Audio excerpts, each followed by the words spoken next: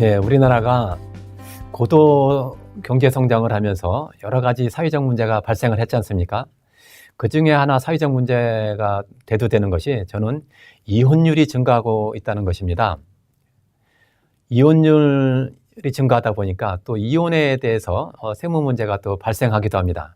그래서 이번 파트에서는 이혼 위자료에 대한 그 세무조사 시의 문제점을 한번 살펴보도록 하겠습니다. 이혼을 하게 되면 이혼 일방 당사자가 다른 당사자에게 위자료를 지급하게 되죠. 보통 위자료를 보통 그 부동산으로 많이 하게 되죠. 아파트 같은 경우는 많이 하게 되는데 이때 참 세금 폭탄 사례가 발생하는 걸 보고 참 안타까운 그런 경험이 많습니다. 이혼 위자료로 받은 아파트라든가 이런 부동산 등기를 어떻게 하느냐에 따라서 세금 폭탄 문제가 발생하기도 하더라는 것이죠. 자, 세 가지 사례로 한번 나누어서 보도록 하겠습니다. 자, 이혼으로 받은 아파트를 이혼 위자료로 받았다고 가정을 하겠습니다. 이혼하면서 받은 아파트에 대해서 등기 원인을 위자료로 등기를 했습니다. 자, 세금 문제 발생할까요? 하지 않을까요? 어떨 것 같습니까? 예, 양도소득세가 부담됩니다. 양도로 본다는 것이죠. 자, 이혼으로 받은 그 부동산에 대해서 등기 원인을 위자료로 하게 되면 양도소득세가 부담이 됩니다. 그런데 재산 분할 청구로 등기 원인을 재산 분할 청구를 했다. 어떻게 되겠습니까? 예, 세부담이 없습니다.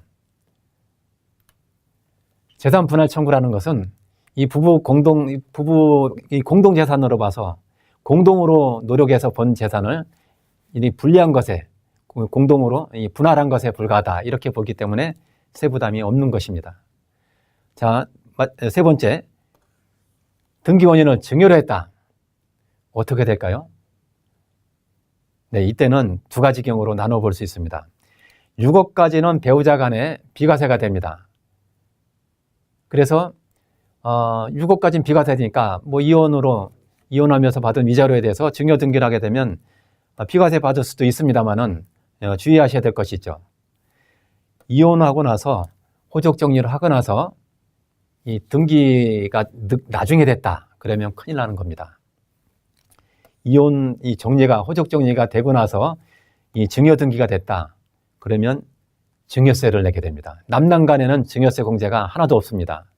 배우자 간에는 6억 원의 공제를 받지만 남남 간에는 공제액이 하나도 없기 때문에 세금 폭탄을 맞게 되는 것이죠. 이번 시간에는 이혼으로 받게 되는 부동산에 대해서 등기를 어떻게 하느냐에 따라서 이 위자료를 등기 원인으로 하느냐, 또 재산 분할 청구를 원인으로 하느냐, 증여로 하느냐에 따라서 달라지는 세금 문제를 살펴보았습니다. 네, 이렇게 해서 오늘 8가지 목차를 가지고 세무조사 시 발생하는 문제점을 설명을 해드렸는데 다시 한번 정리해서 말씀드리면 첫 번째가 세무조사 선정 유형에 대해서 설명을 드렸고요. 두 번째가 세무조사 대응 3단계, 세 번째가 세무조사 시 생각의 전환이 좀 필요하다. 고정관념을 좀 깨트릴 필요가 있다는 말씀 드렸고요. 네 번째가 가장 무서운 세무조사는 상속세라는 말씀 드렸고요. 다음으로 이 상속부채가 많은 그런 황당한 경우에 어떻게 대응해야 할지, 그리고 자금 출처 조사는 어떤 경우에 하게 되는지, 또 어떻게 대응을 하면 좋은지 말씀드렸고요. 또 우리 실생활에서 자주 발생하는 1세대 1주택과 관련한 세무조사 이야기를 말씀드렸고요.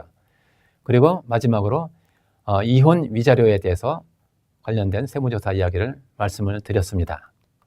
어떻게 오늘 제 강의를 통해서 세무조사에 대해서 많은 이해를 하시는데 도움이 되셨습니까?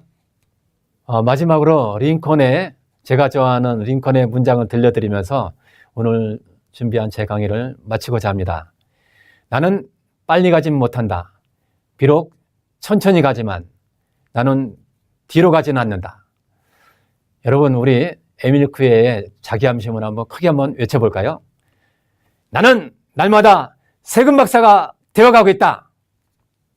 여러분, 딱딱하고 어려운 세법이라고 해서 어렵게만 생각하지 마시고 나는 날마다 세금 박사가 되어가고 있다, 이런 마음가짐으로 보다 세법에 한 발짝 관심을 기울이신다면 세무조사에 현명하게 대응하는 여러분들이 될 것이라고 저는 생각합니다.